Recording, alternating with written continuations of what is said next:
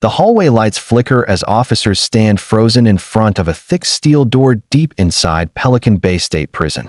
A loud bang shakes the metal, followed by a slow, heavy scrape dragging across concrete. None of this should be possible. In the SHU, the security housing unit, no inmate has access to anything strong enough to move, drag, or push. The officers step back. One of them whispers, "If he breaks through, we're all dead." Another hit slams the door. The whole hallway trembles. Inside the cell is a man whose name officers still hate saying out loud.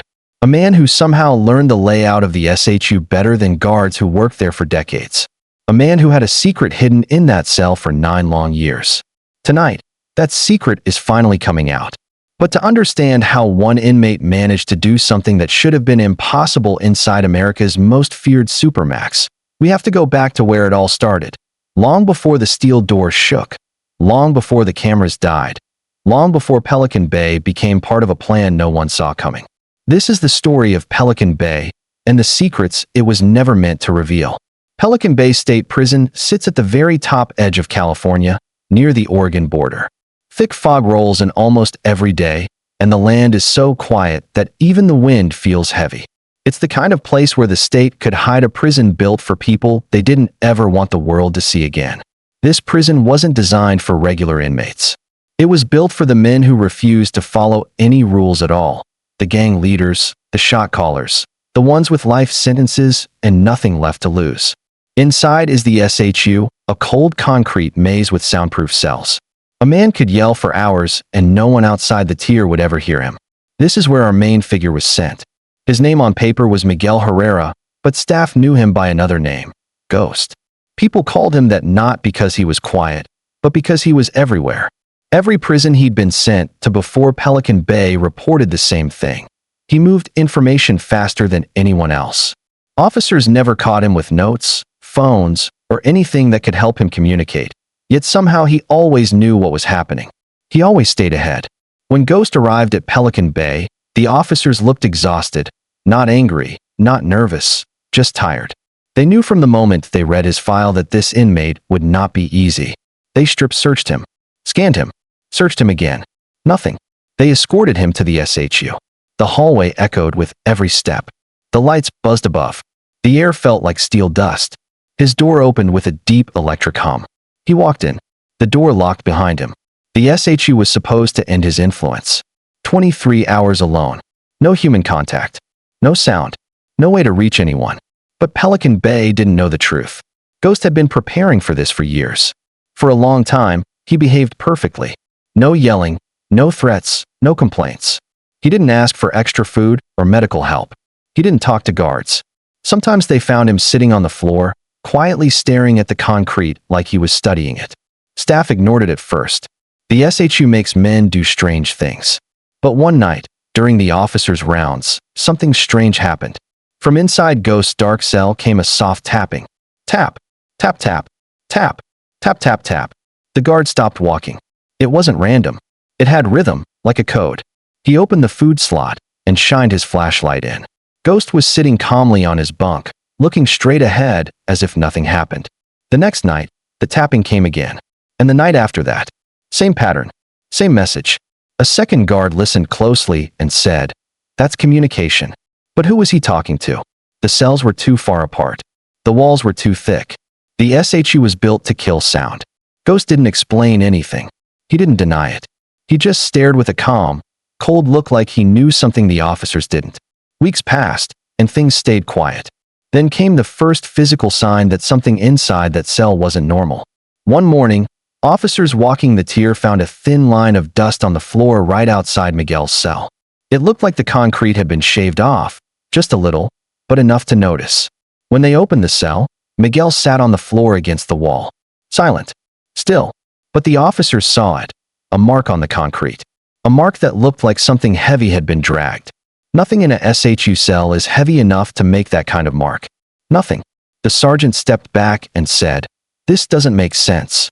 There is nothing in here that can do that." Miguel didn't speak. He didn't stand. He just gave a small, cold smile. That's when staff realized something was happening inside the SHU. Something they couldn't explain. Something they couldn't control. And that same night, things got worse. The cameras inside the SHU began to die. Not all at once. One by one. Tier by tier. Like something was moving through the system, shutting each camera off. Within minutes, the entire unit went black. No video. No eyes inside the cells. No idea what was happening. Then the tapping returned. But now it wasn't just Miguel. It was coming from 5 cells. Maybe 6. Maybe more. All tapping the same pattern. Tap. Tap tap. Tap. Tap tap tap. It wasn't random. It wasn't madness. It was organization. Ghost wasn't speaking to one inmate. He was speaking to the whole tier. Officers rushed down the hallway. One of them ran ahead toward Miguel's cell. But as he got closer, he heard it. The sound that would shake Pelican Bay for years to come. A deep, heavy scrape behind the steel door. Metal dragging across concrete. Strong. Slow. Impossible. The officer stopped dead. The scrape came again. Louder. Harder. It sounded like something was being built or moved inside a place where inmates weren't allowed to have anything at all. He stepped back and shouted. Code red. Cell 213. We got movement.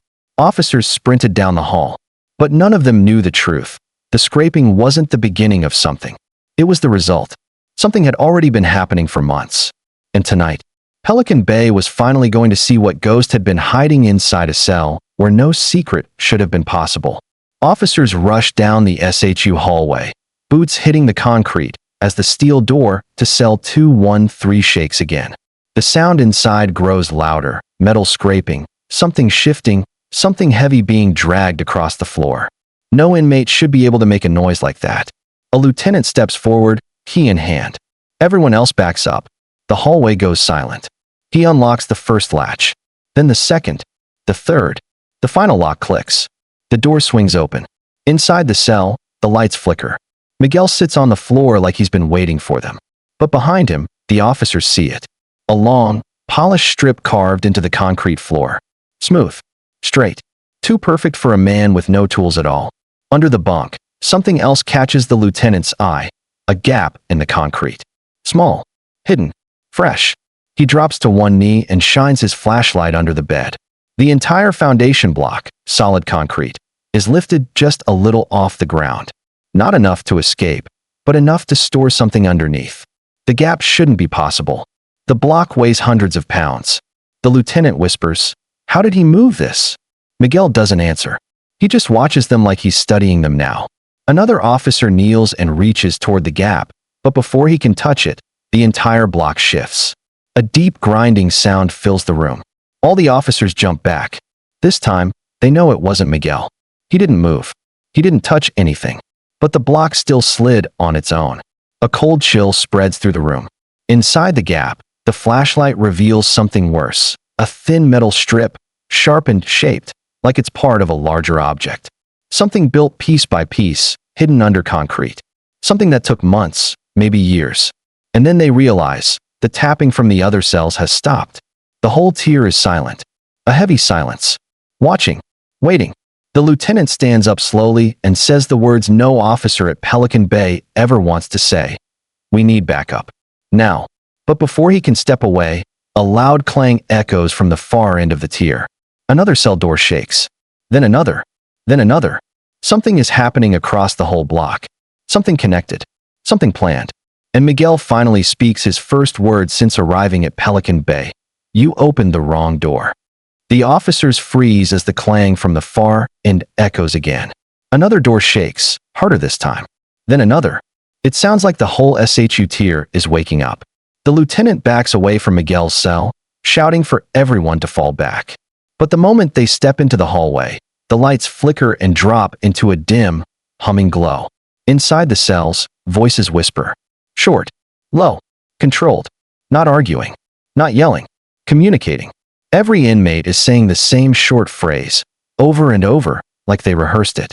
The officers try to drown it out, yelling commands, banging on the bars, but the whispers keep going, steady and in sync. A guard runs toward the control panel to lock down the whole tier, but when he hits the main switch, nothing happens. The doors don't seal. The alarms don't sound. The system is dead. Then the cameras mounted above suddenly spark and shut off one by one, like they're being erased from the inside. The guards look back toward Miguel's cell. He's standing now, Calm. Straight. Silent. He lifts his chin just a little, listening to the whispers rise and fall through the hallway. And then he says, "That wasn't me. That was all of them." Before the officers can react, a violent slam shakes a cell 3 doors down, so hard the hinges strain. A second slam. A third. Something inside that unit is pushing outward with force no one should have. The lieutenant reaches for his radio, but before he can speak, a voice from down the tier shouts, "Door 218. It's cracking." Officers sprint toward it. The bottom hinge is bending. Metal is bowing outward. Dust drops from the frame. Whatever is happening in the SHU, this is only the start. Officers skid to a stop in front of cell 218 as the steel door bends again. The bottom hinge is almost peeled away from the frame. Each hit from inside sends a dull, shaking thud through the whole hallway. No inmate in the SHU should have the strength to do this. A guard steps forward with a shield. Another raises a baton. Everyone else pulls back. The tier goes silent. No whispers now. No tapping. Just the slow creak of metal under pressure. The lieutenant calls out, "Inmate 218. Step back from the door." No answer. Another hit slams into the door, harder than before. Dust drops. The top of the frame bends inward.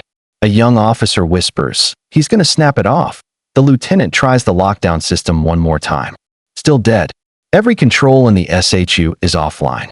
Then, right as they prepare to breach, cell 218 suddenly stops moving. No hits. No breathing. No sound at all. It's so quiet the guards can hear the buzzing from the overhead light. The lieutenant inches forward. He lowers his flashlight and looks at the crack along the frame and freezes. Something metallic is sticking through the gap. Not a weapon. Not a tool. A piece of a heavy steel rod, shaped, sharpened, and pushed like a lever. It matches the hidden metal the officers found under Miguel's bunk. Another piece of the same object. Another fragment of something bigger. The lieutenant whispers, "They're sharing parts cell to cell." But before he can step back, a sharp clang hits the other side of the tier. Another door starts to bend. Then another. And another. One after another, the SHU begins to pound. Each cell hitting like they're keeping time together. Miguel steps calmly to the front of his cell and says, "You built this place to keep us apart. But the walls don't work anymore." The officers look down the tier. Every door is shaking. And they finally understand. This isn't one inmate. It's the entire SHU moving as one. The pounding from every cell grows louder until the whole SHU shakes like a single giant machine. Dust falls from the ceiling. Lights flicker. Officers step back, forming a line across the hallway with shields up. The lieutenant shouts into his dead radio, trying to call for help, but nothing works. No alarms, no phones, no cameras. The SHU is completely cut off. A door on the left bends inward. A door on the right bows outward. Metal groans everywhere at once. The officers know the truth. If one door breaks, the whole block could explode into chaos. Then the pounding suddenly stops. Everything goes still. The air feels heavier, like the whole unit is holding its breath. A single tap echoes from down the tier. Tap, tap, tap, tap. It's the same pattern Miguel used. The same code. But now, it's coming from all sides. Soft. Slow. Perfectly synchronized. The lieutenant whispers, "They're waiting for something." Before he finishes, the emergency lights click on by themselves. Red. Dim. Unsteady. This only happens during a total system failure. One officer steps toward the control panel to try one last reset, but the moment he touches it, sparks fly out, forcing him back. The tier lights surge brighter for 1 second, just enough to reveal something chilling. Inside the small windows of each cell door, dozens of eyes stare out, silent, focused, watching the officers like a united wall. Even the inmates who never speak. Even the ones who hate each other. They're all locked in, waiting. Miguel steps forward in his cell, hands at his sides, face calm. "You hear that?" he says softly. The lieutenant looks around. At first, he hears nothing. Then he realizes it's not the inmates. It's deeper, lower. A slow rumble coming from the vents, the walls, maybe even the floor. Something is turning on inside the SHU. Something that should never turn on without staff control. The rumble grows louder. A guard shouts, "What is that?" Miguel gives a small smile. The next phase. Before anyone can react, a violent jolt hits the entire tier. The floor shakes. The lights drop to total darkness. And in that pitch-black space, officers hear the one sound no one wants to hear inside Pelican Bay: a steel door unlatching. Inside Pelican Bay, officers had their own secret code. Inmates whispered about it. Guards never admitted it. They called it the Green Wall, an unofficial brotherhood of correctional officers who protected each other, covered up fights, and pushed back against anyone who spoke out. Whispers spread that some guards encouraged inmate rivalries, letting tensions boil until violence erupted. In here, power wasn't just about strength, it was about alliances. One wrong move, one wrong complaint, and an inmate could find himself accidentally placed in a rival housing tier. No one questioned it. No one complained, because complaints had a way of disappearing. Deep in the SHU, far away from the regular pods, there was a place inmates called the Black Door. No windows, no camera coverage, just a steel door that led to a single holding cell used for disciplinary interviews. Rumors said an inmate once entered that room after refusing an order. He came out on a stretcher. Others said the room was used to pressure gang members to give up information. Lights always dim, temperature freezing cold. It wasn't torture, but it wasn't far from it. No paperwork, no witnesses, just the black door and silence. One morning, the gates opened for yard time. Normally it was quiet, controlled, predictable. But today, inmates from two rival groups stepped out at the same time. A lineup mistake, or maybe not a mistake at all. The tension hit instantly. A stare, a gesture, a word. Then chaos exploded. Fists first, then shanks, then an all-out war on the concrete. Tower guards fired warning shots, but no one backed down. This wasn't a fight, it was a message. When the dust settled, the yard was covered in blood. Men lay motionless. Others were dragged away screaming. And Pelican Bay locked down. Completely. For weeks. After the yard riot, Pelican Bay went into a full freeze. Cells slammed shut. Lights stayed on 24/7. Meals were pushed through slots without a single word. Every inmate was interrogated. Every gang file was reopened. The administration wanted answers, but nobody talked. Inside Pelican Bay, silence wasn't weakness. It was survival. Rumors spread that the riot wasn't an accident, that someone inside the system wanted the violence to happen to tighten control. But in a place like this, the truth was buried deeper than the cells. Months passed. Some inmates broke under the pressure. Some hardened.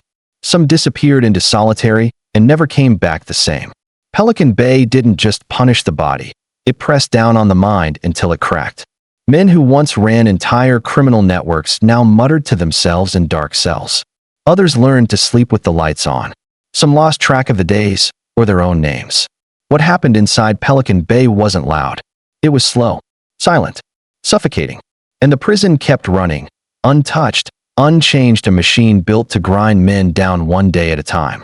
The truth about Pelican Bay will always be hidden behind steel doors, locked files, and silent men. But every rumor, every whisper, every secret that slips out reveals just a little more of the place built for the worst of the worst.